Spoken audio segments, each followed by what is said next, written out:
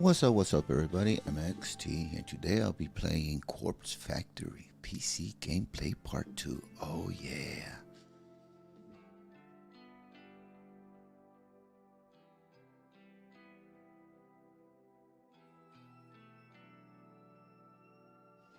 Alright. And without further ado, let's get into this.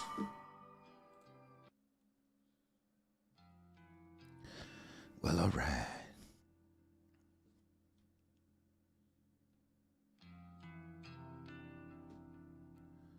Sunlight streams through the open curtains and I startle.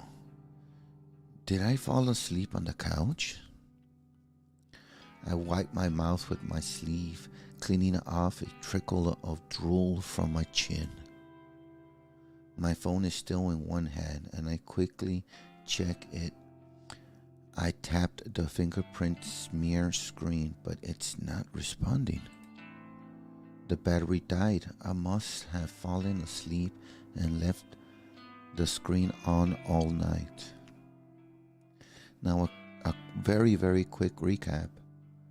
The protagonist right here went to the website's corpse website and ordered a hit, okay? I raced towards my charger and plug it in, anxiously waiting for just enough energy to turn on the phone screen back on. After what seems like an eternity, the phone comes to life. I catch a glimpse of the clock as I swipe the clock screen away. 6:34 a.m. Whoa. I open up noise as quickly as I can and flick through the Kurosawa's profile. Huh? Oh my goodness.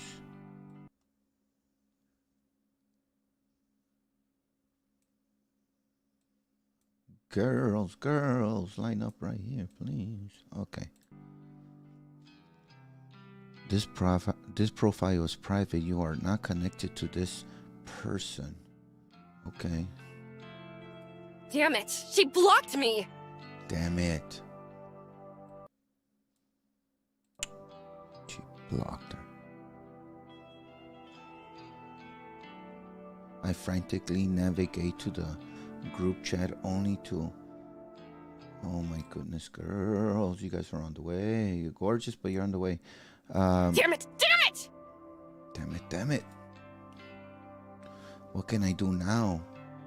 I've got no way of knowing whether Kurosawa is still alive. What the hell was that? I slam my phone down in frustration, and it vibrates in retaliation. Huh? Oh my goodness, huh? Another text message. Okay. I blink a couple of times. Who would be texting me at this hour? It might be Karusaka again, trying to rub my face in her victory. Well, if that's the case, at least I would know that she's still alive. I hesitantly pick my phone up again and open the messages. There's no text, just a photo attachment.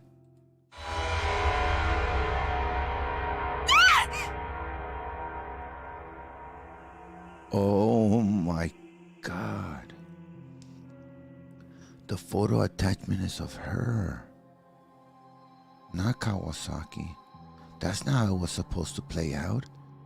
The agreement is that if you send a picture of the person you want dead and her phone number, that person will receive a picture of their death before they die.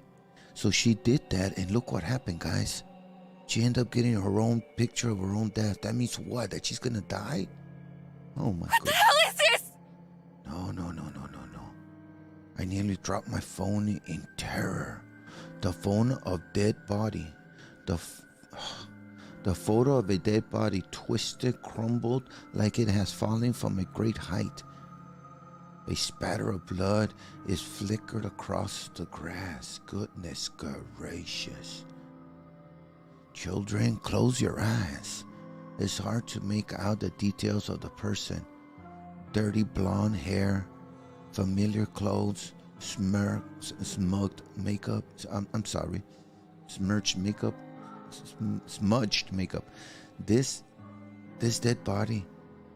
Is it supposed to be me? Oh my goodness gracious. Girls. 何よ Okay.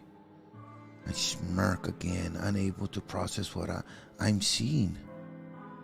I'm so entranced by the battered corpse that it takes me a minute to notice the timestamp in the corner of the photo. It's today's date, but something is off. The time says 7:28 a.m. Oh my goodness. That's about an hour from now.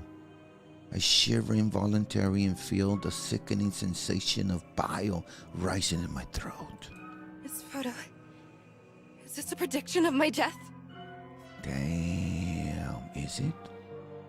Am I going to die within the hour? I hope not. No. Come on. And then the truth hits me harder than my face hit the ground in this grisly photo. Harder than her face hitting the ground in this grisly photo. When you request a death on Corpse Girl's website, your victim receives a photo of their own corpse before they die. That was the understanding. Before they die, yes. I can't look at it anymore. I threw my phone to the side and curled up on the floor. The Corpse Girl sent this to me. And how? How did somebody get a photo of my corpse? A photo that is seemingly from the future. Oh my goodness gracious. It's impossible. It has to be a hoax. Some trick. Some psycho tormenting me. Yeah, that's all it is. Someone is messing with me. Okay. Probably Kurosawa. Kurosawa, that bitch.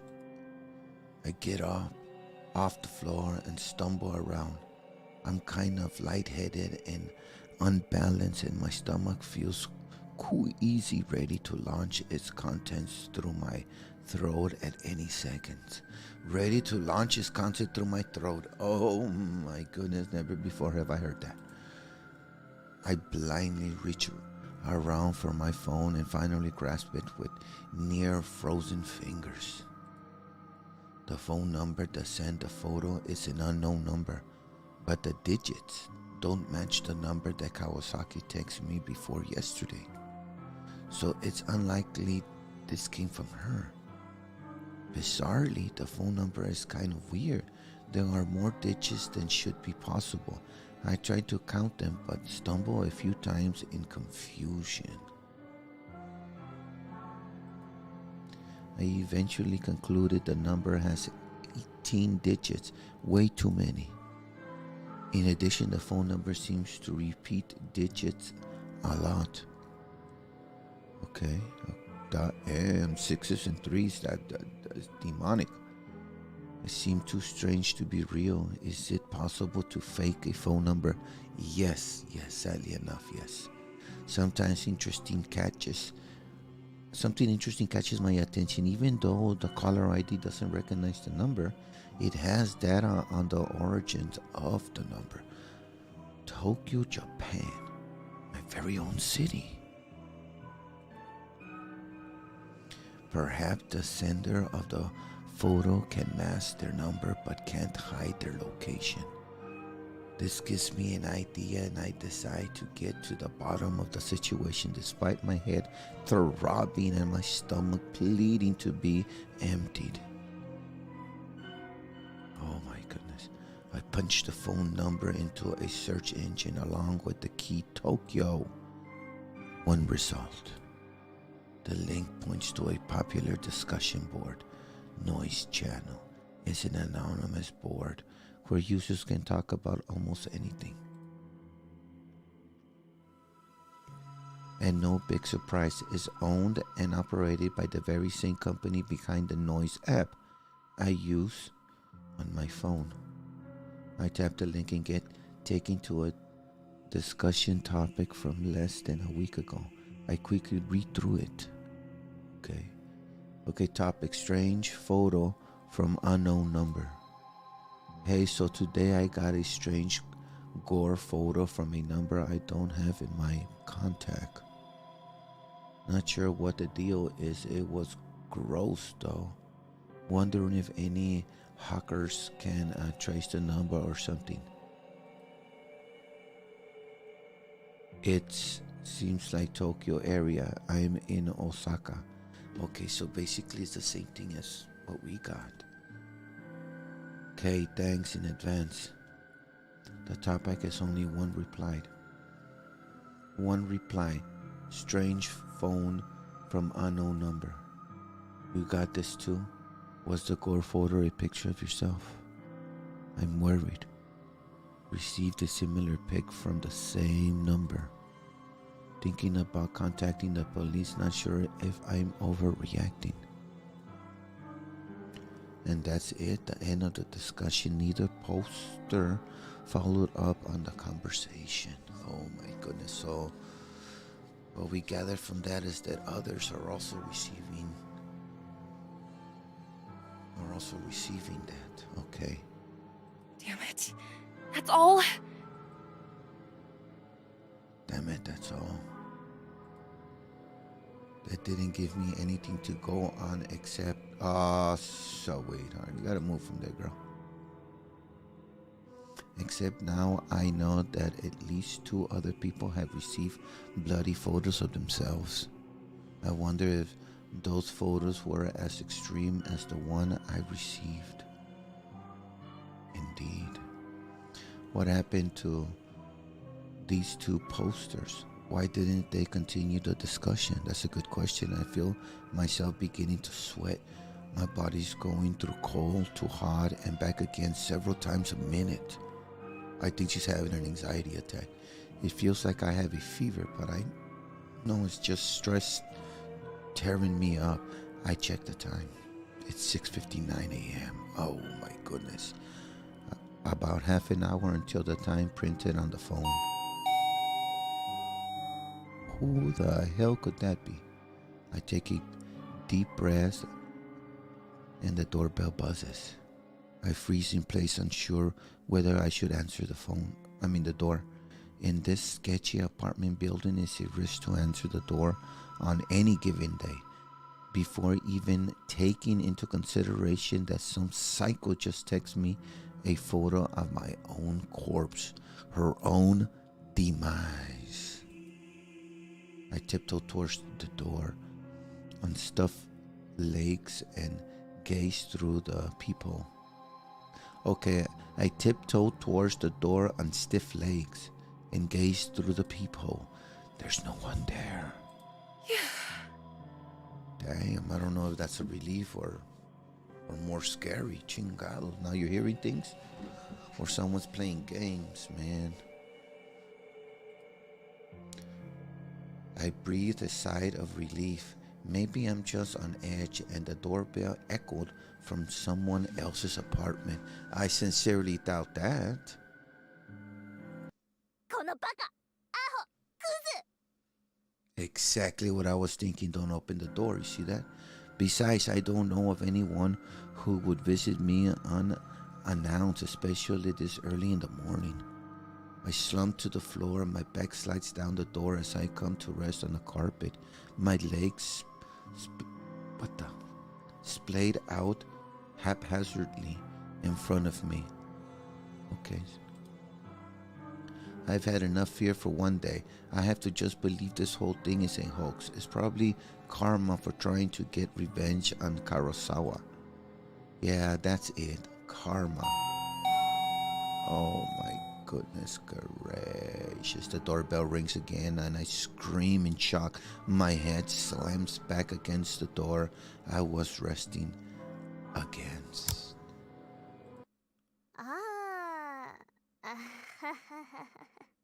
Ah, you're such a flirt. I jump to my feet and ignore the peephole, this time simply swinging the door wide open. A gust of chilly morning air swept into my apartment, and I shut my eyes tightly against the sudden cold. My messy hair tangled in the wind and obscured my vision. When I opened my eyes quickly, I swept the hair off of my face and looked around. There's no one there except, oh my goodness, what is the exception, girl? What the hell? What? A metal trolley is blocking the hallway in front of my door.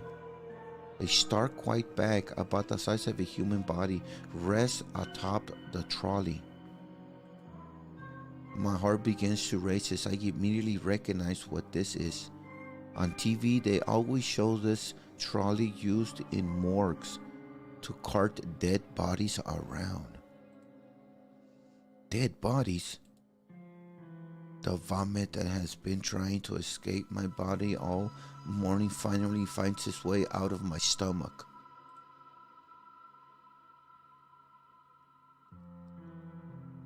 I retach and heave in the doorway until nothing is left inside my belly except the stinging stomach acid that threatens to burn through its fleshy container.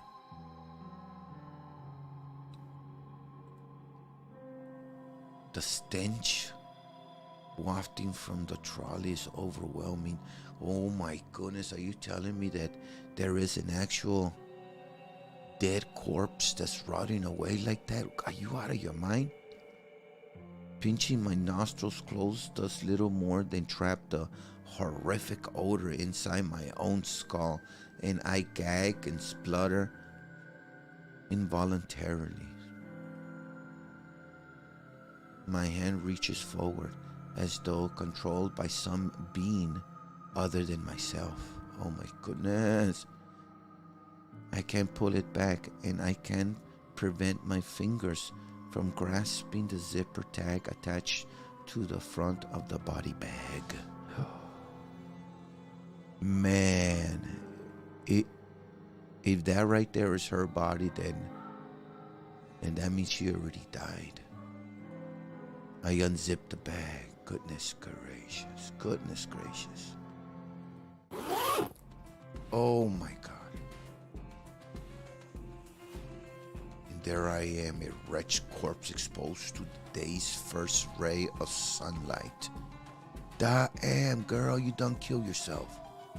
I stand here in the doorway as I lay there atop the trolley, stimulously alive and dead, but more dead than alive in both bodies. The bruising on my face is horrific, and I reached a stiff finger to my own lip, my living lips tracing the outline of the bruise I see before me. Oh my goodness, she's actually touching the corpse of herself. There's no pain where the bruises should be, and I breathed a sigh of relief, for why would there be any pain if I'm already dead? To feel pain would be absurd, and then I would really have to start worrying. Girl, you're hallucinating already. You should have started worrying a long time ago. I wonder how I died. Did I fall from a great height? Did somebody hit me with a car? Or did I collapse from some internal reason? Perhaps from organ failure or some undiagnosed sickness. Maybe I didn't die and the corpse in front of me is alive, living and breathing just as I do while standing in front of myself. Maybe this is all a prank I've pulled on myself, dying just as a joke, but never really dying, always living until the point I actually die, and it's no longer a prank. Goodness gracious. My head is splitting. I can't think straight. All the thoughts in my mind are jumbled. The meanings behind unspoken words disappearing behind foggy clouds inside my shattered skull. To clear my head, I step around my corpse and stand by the hallway railing. I'm on the 4th floor of the apartment building. There are 2 floors above me. So I could go higher if I wish, but I'm pretty sure a leap from here will be enough to render my living body identical to that of the corpse on the trolley. At this point in time, there exist two versions of Emi Kawasuno. One is living and is me, and the other is dead, but is also me. I can choose now to be alive or dead, or be dead and dead, but I cannot choose to be alive and alive. So even if I choose to be alive and dead, I'll still only be half alive. But choosing dead and dead is nice and clean, absolute, and indisputable, solid state of existence. That's preposterous, girl. I grabbed the cold steel handrail and leaned over the hallway, my hair whipping across my face thanks to the relentless wind. 4 stories below me is a small courtyard, paved with concrete and decorated with the occasional shrub or flower bed. I missed the concrete by about 2 feet. What the hell was that, girl? You jumped off? No way. Dirt spray up into the air as my nose is crushed under my own body weight. This got dark very, very, very quickly. I think about that photo Kurosawa sent me, where her smug smile and her hands full of stolen money. My teeth grind into my tongue and serve it, but it doesn't manage to escape my closed mouth. Okay, my teeth grind into my tongue and sever it. Yeah, meaning it. Okay, it cuts it. My mind wanders and settles on Corpse Girl's website. What was that all about anyway? As far as I know, nothing happened when I submitted Kurosawa's detail. Ha ha ha ha. Maybe Kurosawa found the website as well and submitted my detail first. I guess Corpse Girl got me. Well played, Kurosawa. I think I can taste blood in my mouth, but it might just be a memory from some other point in my lifetime. A blinking light from a nearby parked car kind of irritates me, but then my vision turns blue or black, and my only concern is how I'll never truly know what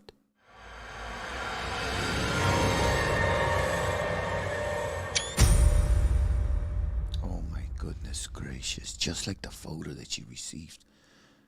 Corpse Factory. Yes, guys, we are in it.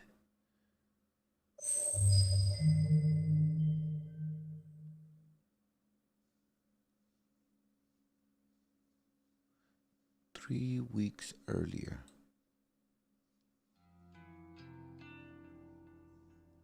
on Monday, I've always liked the shape of my eyes.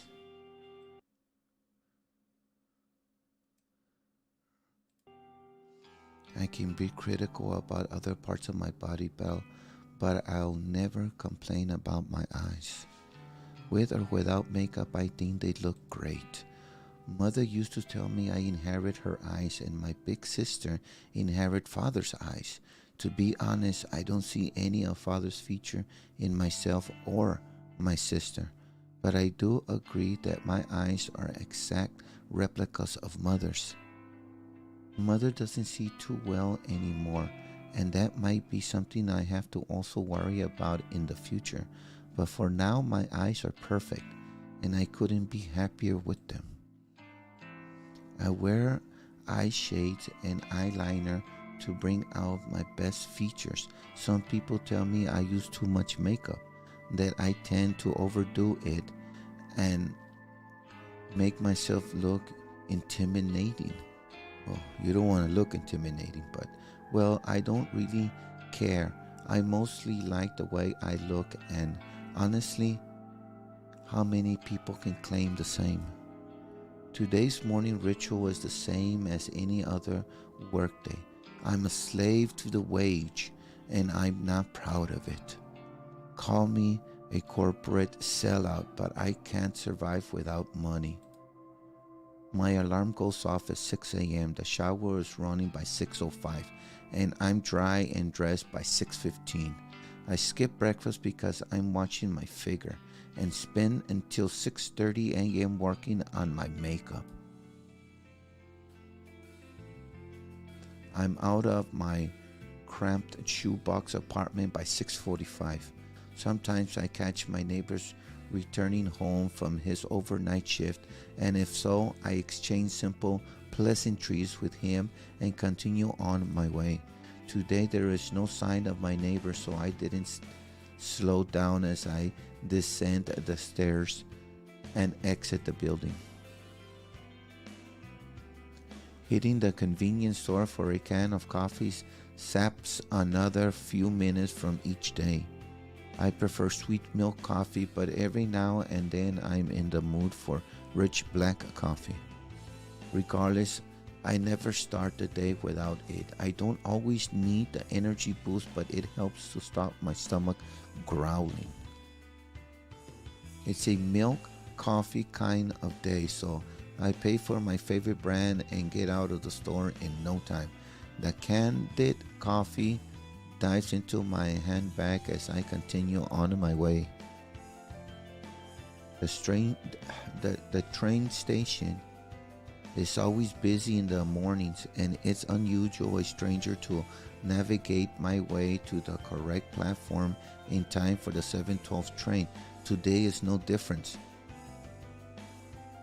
It's usually a struggle to navigate my way to the correct platforms in time for the 7:12 train. Today is no difference. However, I always make it in time because my route has been perfected over the last few months. I board the train bound for Chinooku. A cursory glance reveals there are no empty seats, so I push through the throng of bodies and stand against the carriage wall. Whenever there are seats available, I like to sit and read, but it's much more common to have to stand and stare at my phone screen like almost everybody else. When I do read, I read the classics, Stoker, Lovecraft, Poe, horror, Western horror, and that is my favorite genre. And of course, faithful translations into Japanese are as good as it gets. My English isn't nearly strong enough to read these novels in their original language. If I'm stuck staring at my phone screen, I like to stalk people online, acquaintances, or the few friends I have lead such boring lives. They post about the most mundane topics all day, every day, acting like they've shriveled up and died unless they get the attention they seek. I find their dull, tedious lives simply fascinating.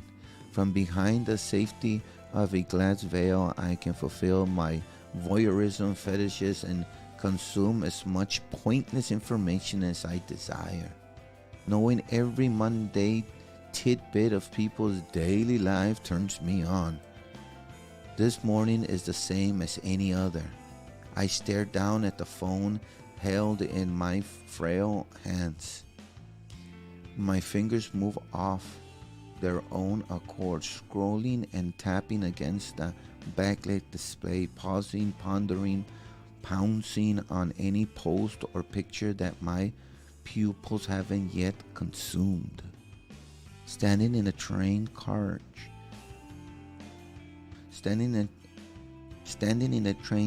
carriage packed to the gill with people, I can't help but feel my face getting flushed and my steamy breath escaping my lips. I digest post after post, photo after photo, memorizing the coming and goings of every single person on my noise activity feed. I catch my breathing getting heavier, my gasps becoming short and sharp.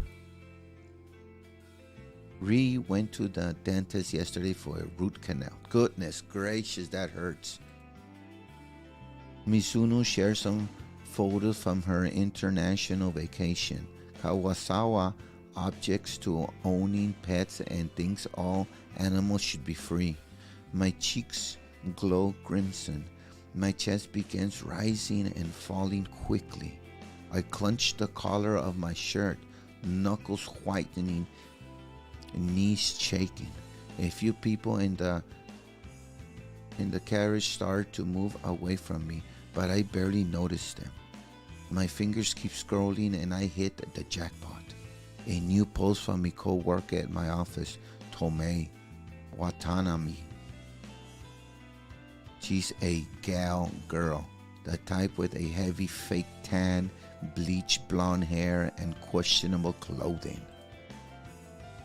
I hate her, but I love her post. This morning's update reads,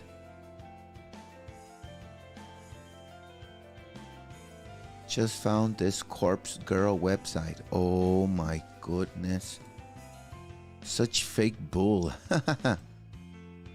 Waiting to meet a bitch to try it on. Oh my goodness. Tomei just discovered corpse girl website, huh? I feel a slight squeal trying to escape from my throat as my legs threaten to buckle underneath me. I can't take the excitement anymore, and I have to force my phone from my hands and bury it at the bottom of my handbag. Deep breathing, Noriko, deep breathing. I need to calm down and control myself. Composure is key. I close my eyes and let a cool breath of air whistle through my slightly parted lips. Feeling a little calmer and no longer ready to explode, I analyze the information I just read. Tomei wants to try out Corpse Girl's website. That's good. That's very, very good. Rumors has it that you can visit the website and request the death of somebody you know. How? And if the victim dies isn't known to the public? Because of that, some people are pretty quick to dismiss the site as a hoax. However, the most interesting part isn't how or if the victim dies, but rather what happens to the victim before they die. Supposedly, the victim will receive a photo of their own corpse. How this photo exists before the victim's life is snuffed out isn't public knowledge, but the thought of this phenomenon occurring is utterly intriguing. Nevertheless, the site has been gaining popularity lately, at least in certain corners of the internet.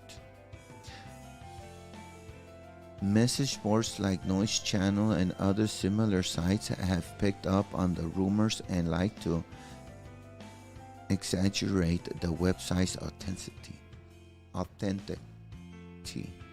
The fact that someone like Tomei, a rather dense, dim-witted individual, has discovered the website means that it's actually more well-known than I previously thought. It means that people are actually talking about it outside of the internet. Chances are good that Tomei will want to try it out and request the death of someone in the office, a co-worker. Me, perhaps. She hates my guts as much as I hate hers. Finally, something exciting is going to happen in our dull work. The next station is Shinjuku. The doors on the right side will open. Please change here for the Chuo line, the Shonan Shinjuku line, the Saikyo line.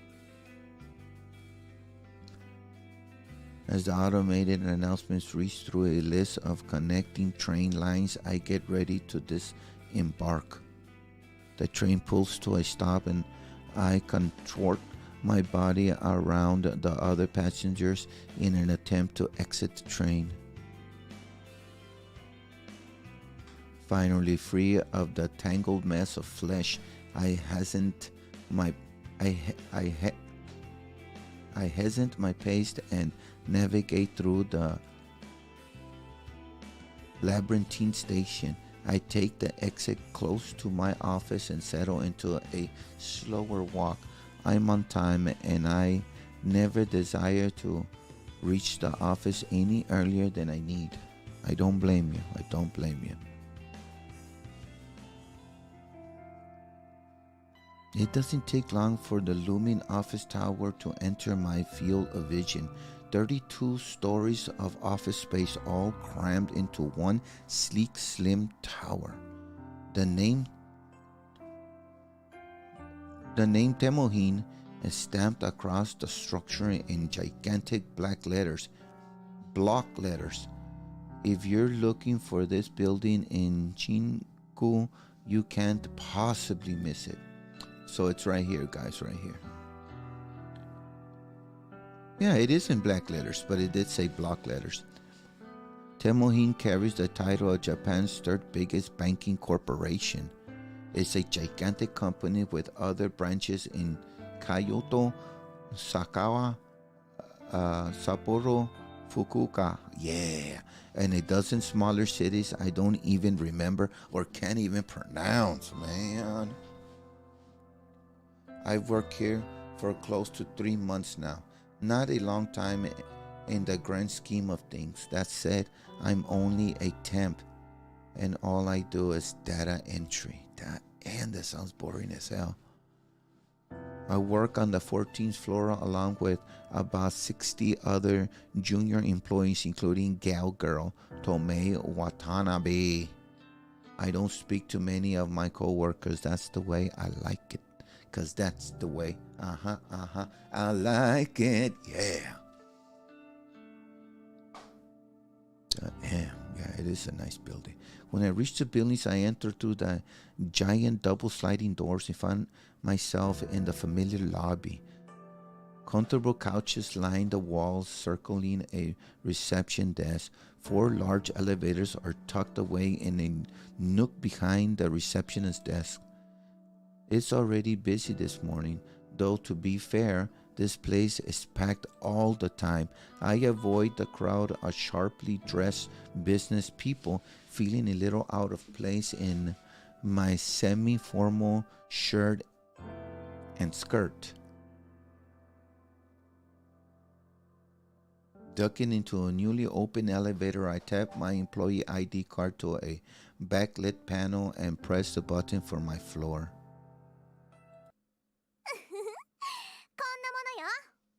Oh my goodness, you're so cute, girl.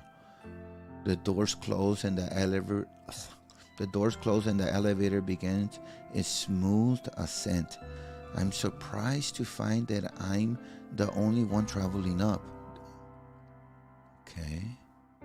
I reach my floor and listen to the soothing chime as the doors open, revealing the open layout office before me. The static drone of workplace noise fills my ears. Conversation, ringing phones, fingers tapping against keyboards, photocopies, even the steady low hum of the air conditioning contributes to the overall dim. I make my way to my desk, stationed in the middle of the floor and surrounded by a dozen other identical desks. As I walk, somebody tapped me on the shoulder gently.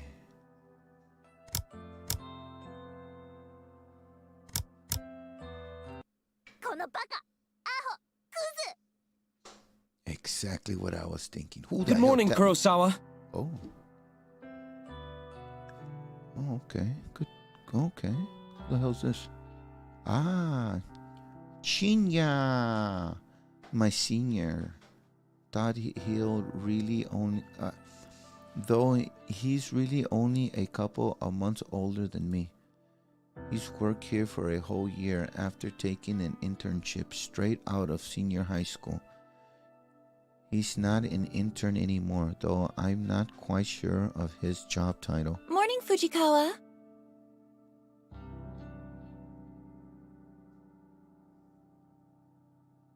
Oh my goodness, the first protagonist that we started in the beginning actually did commit suicide, guys.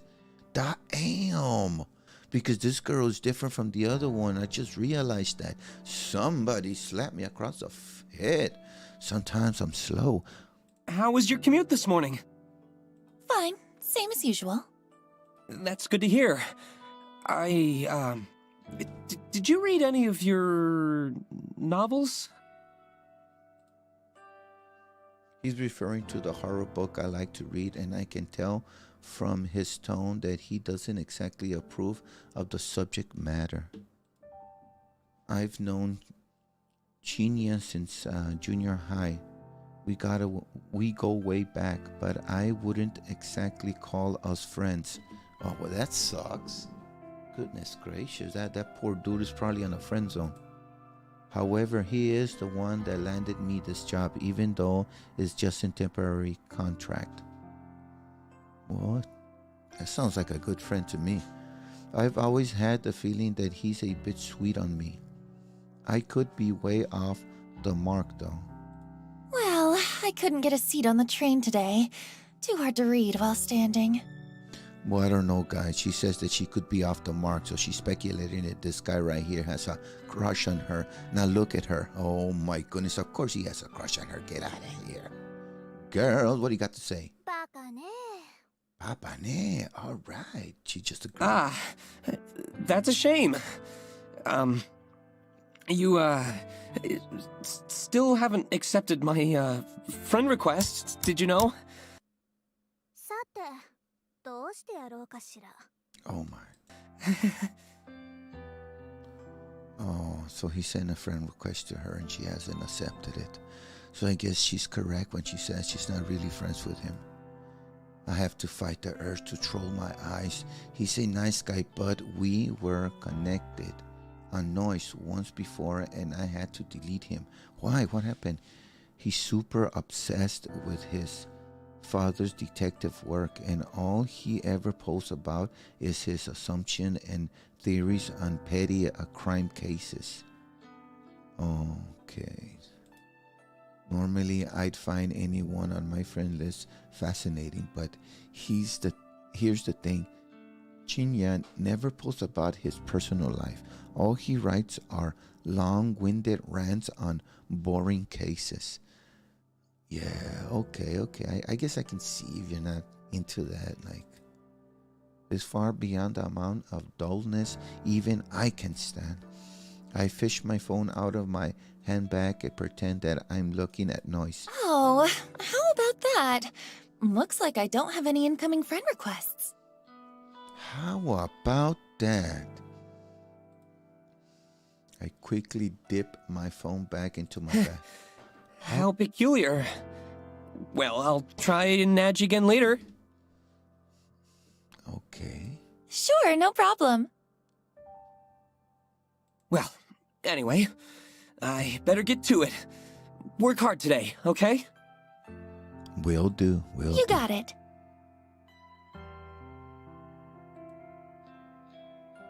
Chinya offers a formal bow and goes on his way. Before I can take a step towards my desk, a mocking voice whispers in my ear. Ugh. How long are you gonna lead on sweet little Shinya? Oh, Tomei. So this is Tomei. How long are you gonna lead on, sweet little Chinya? So you see, this chick right here is straightforward, is calling her out and saying, come on, man. Free him from the friend zone. I shiver and find Tomei Watanabe lurking right behind me, buzzing around my neck like an irritating mosquito. That poor boy really has the hots for you. When are you gonna tell him you're a cold-hearted psycho? Goodness gracious. Am I a cold-hearted psycho? Listen, I'm not leading him on, and I'm no psycho. You see? She's not leading him on. It's just called friend zone. And she's no psycho. She's just being a woman. Oh my God, I hope nobody takes that the wrong way. Sounds like something a real psycho type would say, don't you reckon? Let me check who's in my chat just in case.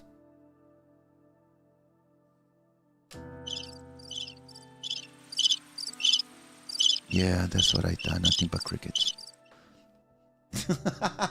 Nothing but crickets over here, guys. Sounds like something a real psychotype would say. Don't ya reckon? Wow, don't ya reckon? Of course, this is none other than Girl Tomei, the very same brain-dead moron who posted this morning about wanting to try Corpse Girl's website. Oh, I see. She's the kind of person that likes to stir up trouble and instigate conflict. She's had her vacant eyes on me since the day I first stepped foot in the office. The hell does vacant eyes mean? She loves to torment me any chance she gets. Maybe I rubbed her the wrong way somehow, though I'm not sure what I even did to her. Even though she's a data entry temp like me, she worked here just a little longer than I have. Unfortunately, that means I have to defer to her as my superior in this professional environment.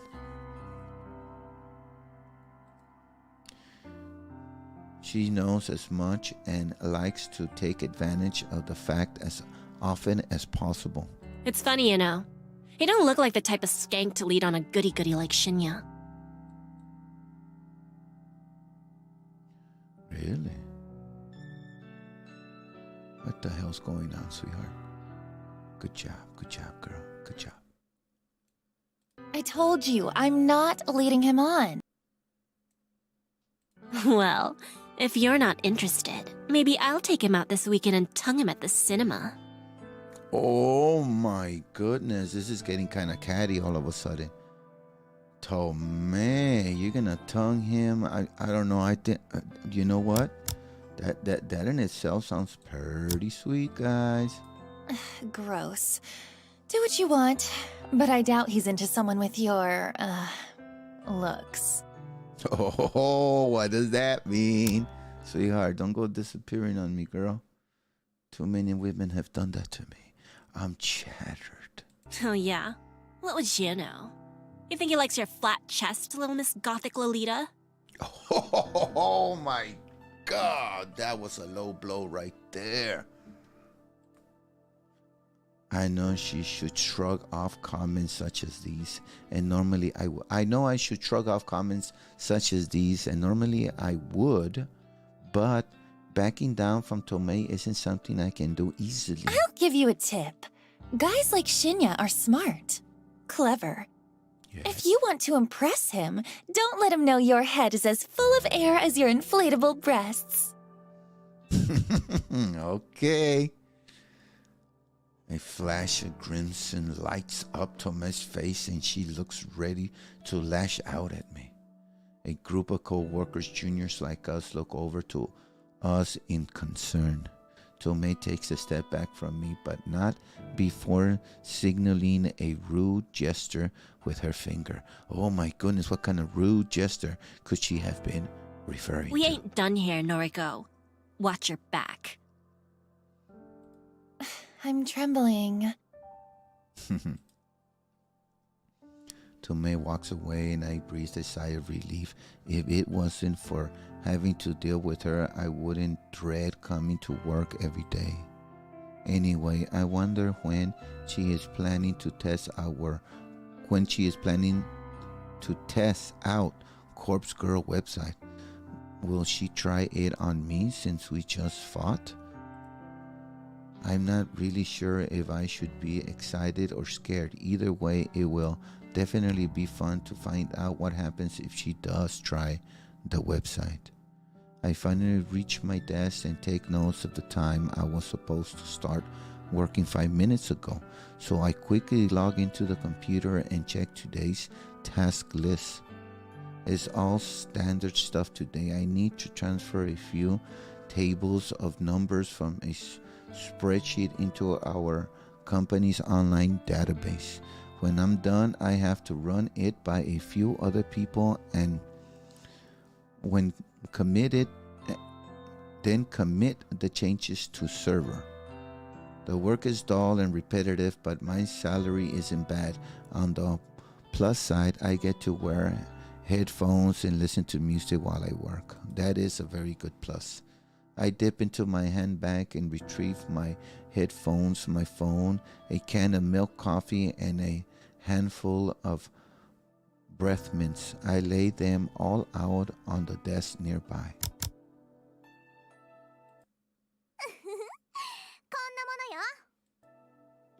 Well, alright. I slip my headphones on, plug them into my phone, and hit play on my work playlist. Loud symphonic metal lovingly thrashes my ear as I crack open the can of coffee and take a long sip. Okay, let's get started. Well, alright.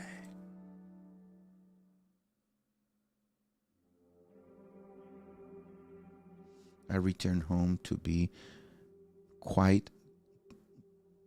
I return home to my quiet, cramped apartment after work. The place is eerily silent, a stark contrast to the blasting office where I spend my day. Bustling office where I spend the day. Throwing my handbag onto the tiny coffee table, I pick up my laptop and sit on the couch. All right. I lay back and get comfortable, letting the laptop rest on my stomach as it boots up. The welcome screen loads up, so I click a couple of times, open my web browser, and then head to a very specific website saved in my favorites. Oh my goodness. Corpse Girl's website. Mommy! It's getting scary, guys. It's getting scary over here, yo. A cute dancing zombie girl is animated at the top of the page. A peculiar irregularity that always makes me giggle. I noticed that the page view counter at the bottom of the site is nearly the same as it was yesterday. There have been maybe 4 or 5 new visitors. Well, that's nothing. But then again, I'm talking about I get nothing. Woo, yeah. I get no damn visitors. I haven't a site. Maybe the website isn't quite that well known after all. That begs the question, how did Tomei discover it? Well, never mind that. I scan the website content. Requested death. Big, bold letters headline the site. The intention couldn't be clearer. It's murder. That's what I'm talking about. Further information on the site is sparse.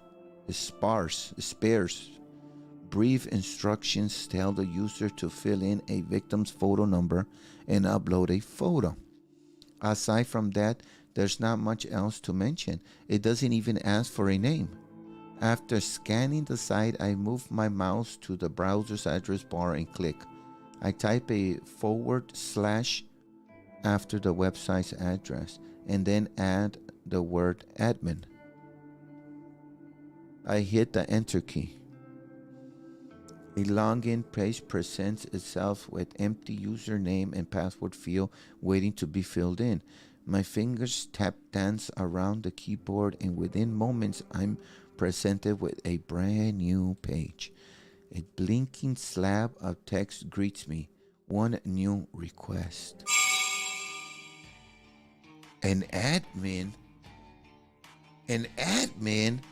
That means it's her side. A cracked smile cracks my stony expression. Finally, somebody has requested a death. Somebody has asked me, Corpse Girl, to kill a victim. Oh my goodness, we're talking to the actual Corpse Girl. OMG, man. That is hot. Mucho caliente. This is where things get exciting. I giggle and feel my cheeks flush red. This is the first request I've had for about a week. I've been logging in every evening, fingers crossed that somebody has selected a new victim for me. Today my wish has come true. I can't help but feel emotional at a time like this. My lower lip trembles and I feel tears wheeling up. I tab the corners of my eyes gently to avoid smudging my makeup. As I hover my mouse across over the view request button, a familiar and pleasant tingling sensation urges in my chest, my stomach, my thighs, my back. I shiver with anticipation. My hot and steamy breath begins to fog up the laptop screen. I click the button. Request details. Today, 2:47 p.m. Location, local time. Victim's photo and number. Downloading image attachment. The victim's photo automatically loads on my screen. The person in front of me is a total stranger, but that's okay. It doesn't change the task set out before me. A woman, rather plain, in her early 30s. She's well dressed with minimal makeup, and she's not really putting her personality out in display. It's a nice photo, better quality than some of the images I've received in the past. In fact, the photo looks like a corporate ID picture. I wonder if it was downloaded from a company database or website. Well, the source of the photo doesn't matter. The simple fact of the matter is that somebody has made a request for this person to die. It falls to me to fulfill that request, and as corpse girl, I take requests very, very seriously. Oh my goodness. I have the victim's photo and I have her phone number. All I need now is to select a way for her to meet her untimely demise, her death. I previously thought about including an extra field on my website, an option for the user to choose the way they want their victim to die. After all, it would reduce the amount of strain on my creativity if the method was decided for me. But after careful consideration, I decided against it. Some people are sick twisted. The cost of this could be far beyond my means and impossible to achieve. Therefore, allowing the user to define the cost of death just isn't feasible. Instead, I'll stick to my current modus operandi. Everything depends on the quality of the victim's photo. If it's detailed and the victim's features are easily distinguishable, then I can be rather creative with the cause of death. Perhaps the victim's face suffers grotesque burns, or she has an iron stake thrust through her skull. However, if the victim's photo is low quality and doesn't provide enough detail to identify the subject, I have to resort to the default cause of death: a terrible, unlikely fall from a great height. Damn, corpse girl. You're hot, girl, but you're scaring me. Maybe she slips, or maybe someone stumbles into her and sends her tumbling over a rail. The end result will be the same: a swift, crushing death from on high. The victim will end up face down on the concrete, completely unrecognizable, save for her clothes and accessories. It's not my favorite cause of death, but in some cases it is necessary. Regardless, it is still a valid way to fulfill the request. For now, it's time to get started.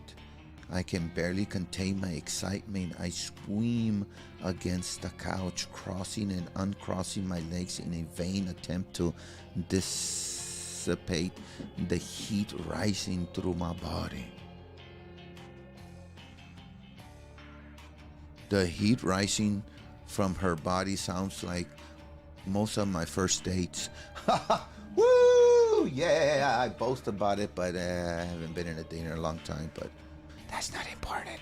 Taking a deep breath, I try to calm my nerves and get to work. The victim will receive a photo of her own corpse, timestamped with the date of her death. It's Corpse Girl, bitch. It's Corpse Girl signature move. My calling card, if you will. Seeing an image of one's own disfigured corpse is sure to strike fear into one's heart. And that's precisely the reason I take this step, to make the victim panic and act rationally. And act irrational. First things first, I save the victim's photo to my laptop hard drive. I store it in a folder discreetly named system file hidden away in the root directory of my operating system, a password encrypted directory, of course. Next, I open up my favorite image editing software and load the photo. Looking carefully at the details in the picture, I can see that this will be a work of art. I can really go to town with this request. I minimize the software, open my web browser, and access a particular website. The database of the deceased, the DD as it's known on the dark web, my secret weapon, the ultimate resource for my work. The DD is a collection of countless high-resolution photographies of dead bodies. Goodness gracious. Murder victims, crime scenes, suicide. If somebody has died in one way or another, chances are good that some perverted individual has captured the moment in all its gory glory. Such vulnerable images are essential to my work. Using these photos as a base, I can edit my victim details into the picture. The process is simple. I start by locating the perfect corpse photo.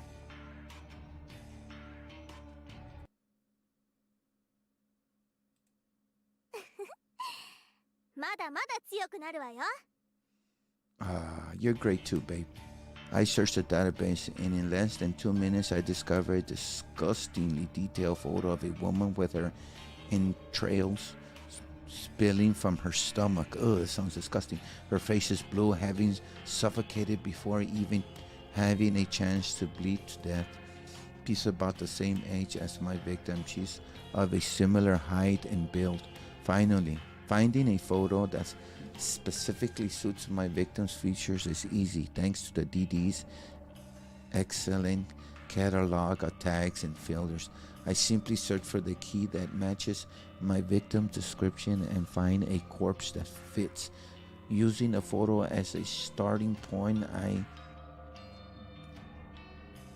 digitally edit my victim's face onto the body. It's not some quick job that even a child can do. It's a painstaking craft work of art that would fool even the keen eye. An hour passes, then 2, then 3. Oh my goodness, that's a lot of hours. Okay, thank you. Before I know it, midnight has come and gone, but the work nearing completion, all that remains is to add the final touches. I like to add specific distinguishable details to the image, a personal item or accessory, clothes, makeup, you name it. I can edit it in.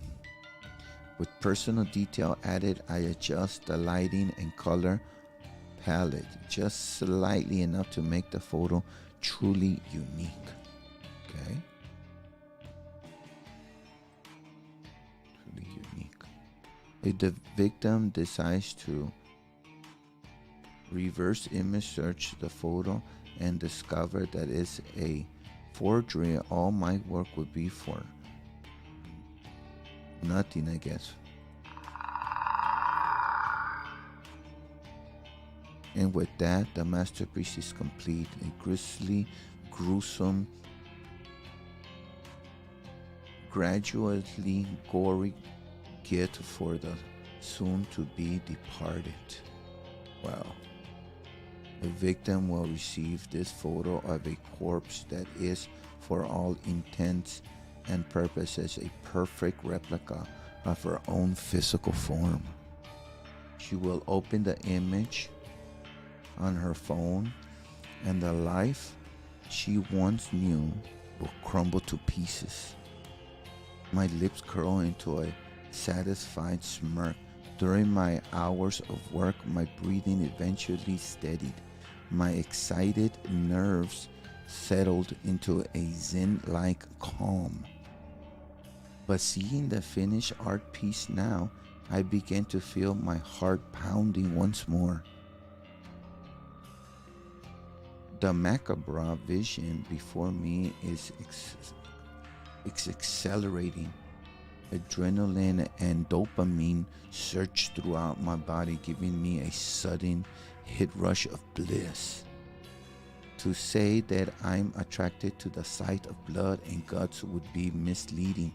No, I'm not into that at all. The excitement stems from the thought of taking control of somebody else's life, dictating their future, controlling their fate. For with the creation of this image, I have taken the victim's life into my own hands, like a puppet master pulling the string of a marionette.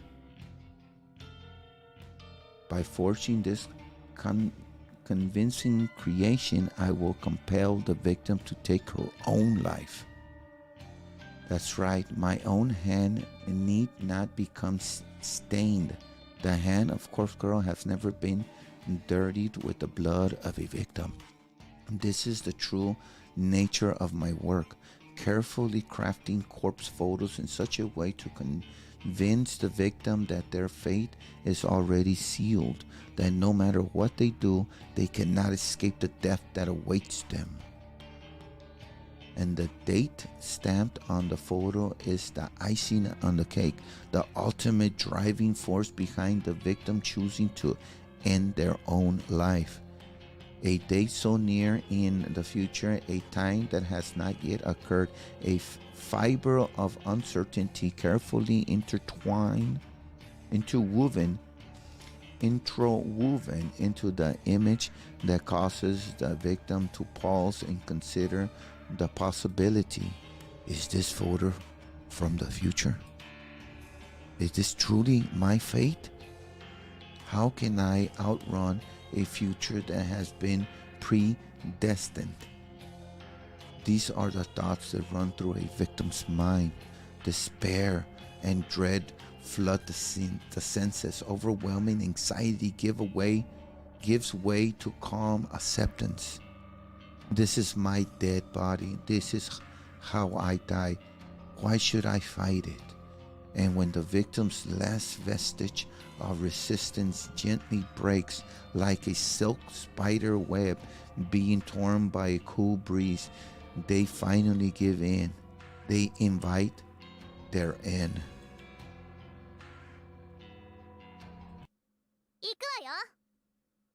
Well, alright. This is the way it will go down for this woman, this complete and total stranger. I'm confident, certain, convinced. Well, alright, are you now? It was a sudden spark of inspiration that guided me to begin fabricating corpse photos about a year ago. I can never quite recall exactly what it was that spawned the idea. Sometimes I get close to remembering, but the recollection dances at the edge of my mind and slips back into the darkness. Regardless, I ventured down a dark and dangerous path. I built Corpse Girl website and invited strangers to request the death of people they know. It was a sales tactic, simply a way to encourage users to submit images. I had no intention or meanings of ending lives. Little did I know of the true power I wielded. I only intended to create corpse photos and send them to people for fun. I wanted to startle and scare some unsuspecting fools. It would be a lie to claim that I didn't get off on it. The thought of people shrinking in fear at the sight of their own corpse was more than delicious. It sated my budding lust. It filled a dark hole in the depths of my soul and gave me purpose. Never in a million years did I dream that one of my corpse photos would result in the death of another human being. Oh my God, that is the sweetheart, the honey bunny in the beginning that they got taken advantage of and got fired because she was falsely accused by her co-workers of stealing money. Evil, evil co-workers. I'll never forget her name. Rui Hatano. Oh my goodness. Rui. 20-something, slim, gorgeous beyond reason, eyes that took my breath away the moment I gazed upon her portrait. She was the first person to make me feel bad about crafting hoax photos, the only person to make me feel bad about it. But I did it anyway. Corpse Girl never rejects a request. It's my conviction. I forged a beautiful rendition of her death, thanks to some rather macabre source photo obtained via the database of the deceased. I strung Rui's corpse up in a field like a ghoulish scarecrow. The photo was incredible. It was my fifth or sixth work. The fifth or sixth time a user of Corpse Girl website requests a death. Ruri Hatano died just hours after receiving the photo. I don't know why. I don't know if she killed herself or if someone murdered her. But I know one thing. Rui Hatosono's body, her real body, was found in a field, hanging like a scarecrow, surrounded by crows. Oh my goodness, that's scary. Comfort me, anime girl, comfort me. Oh my. Her eyes had been gouged out of her skull and her stiff fingers clenched her phone tightly. According to the news report, her phone displayed a familiar image, the very image I created of her corpse. When I first learned Aurora's death, I was overcome with varying emotions. I felt sick, elated, disgusted, overjoyed, depressed, aroused. Had I somehow caused her death? Was Corpse Girl responsible for taking a life?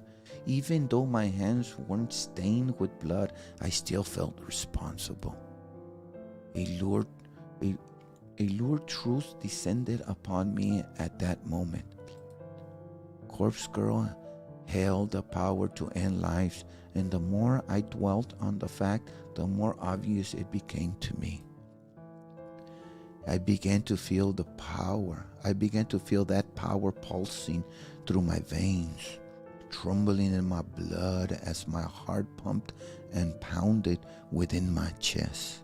I can't explain how the power worked, and I don't know why I have it. But somehow the corpse photo I created can compel a victim to end their own life or compel someone else to end it for them. Oh, she's so shy, guys. Rui died in the way that I envisioned. Her dead body matched the fake corpse photo I painstakingly crafted. And I didn't even have to leave the safety and comfort of my own apartment to ensure her death.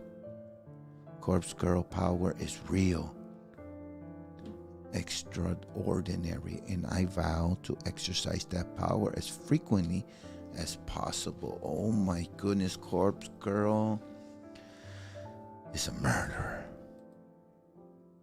Without doubt, guys. Ruri Hatano died last year. Since then, I've been chasing that rush, that thrill that comes with snuffing out a soul. It wasn't hard to grow the popularity of Corpse Girl's website after that incident.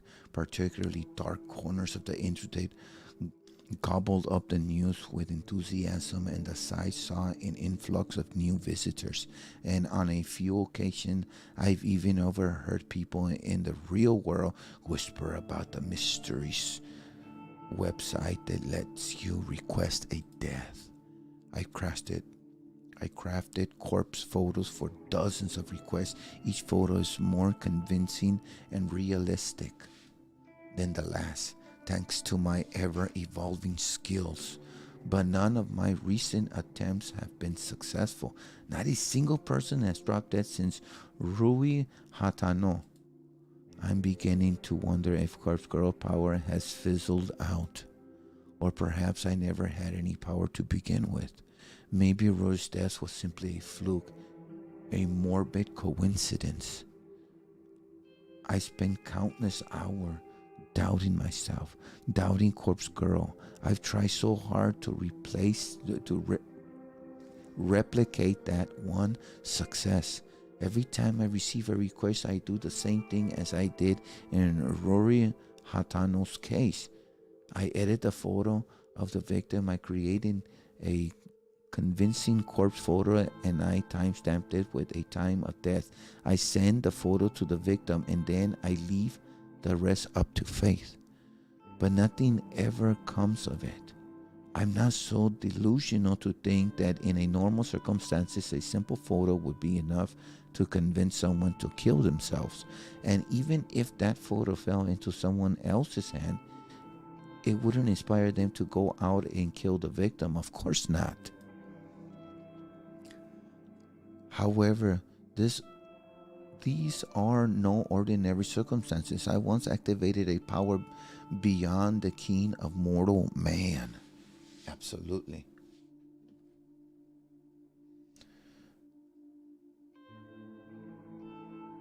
The cause for Rui Hatono to die by her own hand or by the hand of another. I need to find a way to manifest my power once more, to prove that I, Corpse Girl, have the power of death and destruction at my fingertips. Once a new victim perishes, I know it will pave the way to more and more death. My website will gain popularity and become more than just an urban myth. People will live their lives in fear, forever wondering if Corpse Girl is lurking behind the next text message they receive. Yes, I can see the future. I crave so clearly in my mind.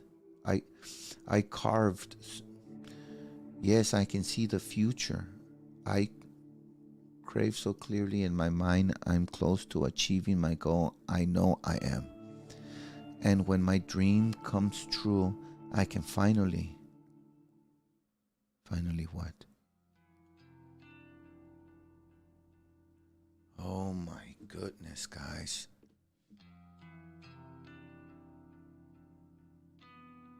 The insistent chirping of birds gently, kindly kindles the ember of my consciousness. Okay, guys, with this, I will conclude. I want to thank each and every one of you guys for joining me. And much love and respect to you and yours.